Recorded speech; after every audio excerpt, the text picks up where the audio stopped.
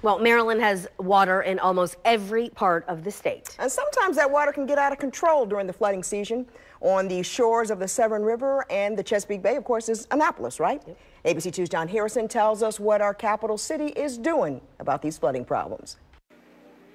Starting around March and going through November, Annapolis has flooding problems, mostly nuisance flooding where the drains back up and the parking lots get some water, but sometimes it can be worse.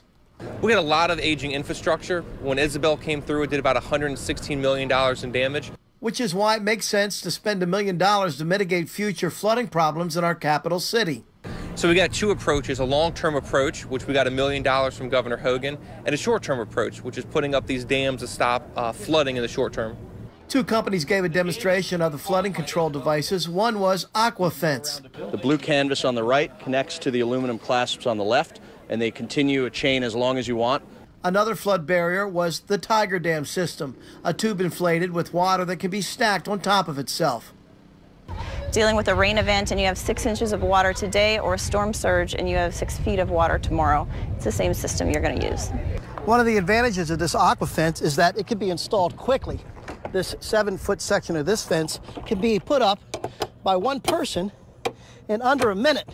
If you had a 100-foot section of wall that you need to be put up, 2 people can do it in about 20 minutes.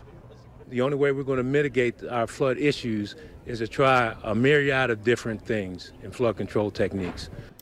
The mayor hopes to have some sort of new flood control management system within the year. In Annapolis, Don Harrison, ABC 2 News.